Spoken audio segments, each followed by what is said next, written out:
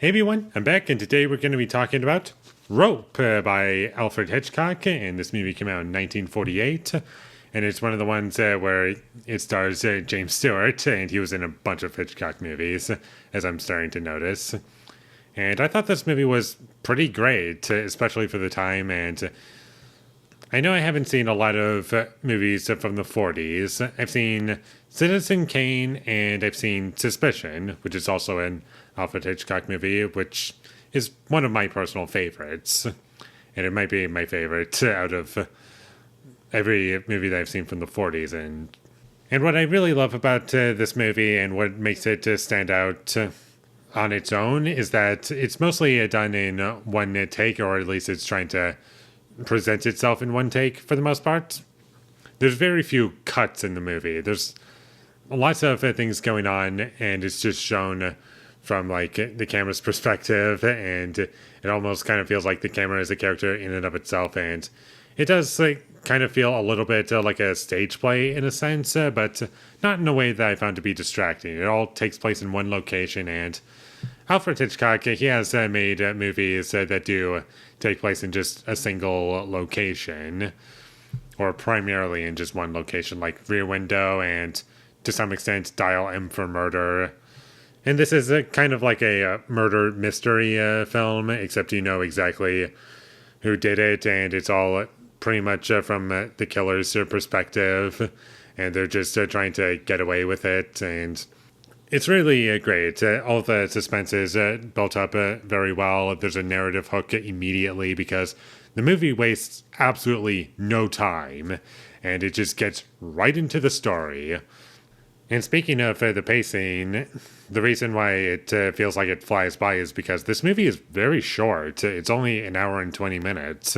So pretty much like if you have like an hour and a half, you can just pop this movie in and just enjoy it. And I think it's a really great film that's like under 90 minutes, and I really love the characters in this movie, especially the two main characters that you follow, especially the ones that get the most screen time. Like, they're very different. Like, one is like panicking and is like losing their mind and just afraid to get caught, whereas the other one is like as calm as ever can be and almost kind of like excited and just like full of energy, and like he can just say or do anything, and he's a very entertaining character to watch. Brandon, that's the character's name. I forgot his name for a second. The character's name, not the actor's name.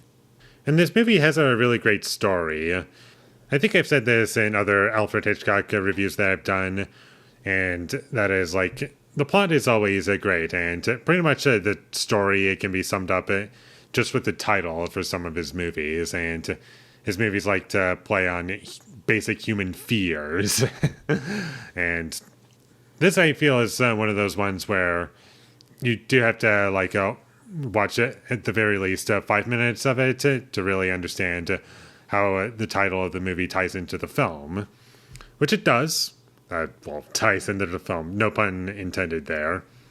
And I also like the idea to have no clear protagonist for roughly the first half of the movie. And when I say that, I mean that it's mostly told from the antagonist's perspective, and you don't really know who's like the hero of the film. And eventually James Stewart comes around, and he's the guy you root for. Probably mostly because he's James Stewart. The acting in this movie is pretty great. I thought everyone did a great job, and the movie looks great. And as far as the cuts go, it mostly just dollies into someone's back, and you can tell, okay, that's where they did a cut for the most part. And there's a couple other moments where they don't even try to mask or hide the cut at all. And there's a couple moments where you can see the camera shadow at a couple moments, but as far as issues go, it's very minimal, and it didn't really get pulled out of the movie because of any of these things. And as far as like noticing the cuts, like where they would be placed, I just found it like, oh, that's an idea that worked, I felt. And all in all, I just really enjoyed the movie and where it went narratively.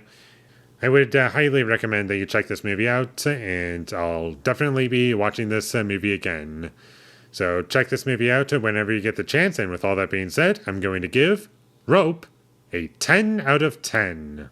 Thank you for watching my videos. As always, if you enjoyed this review, be sure to leave a like and comment down below you thought of Rope, and my social media links. They will all be in the description, so follow me there. And last but not least, subscribe to be a part of Foley Nation, and I'll see you when I get my next review up, and that is going to be from this collection, it's going to be for Torn Curtain, and we're going to be skipping The Man Who Knew Too Much from 1956, because I've already reviewed that movie on my channel. So if you want to hear my thoughts on that, then check that out.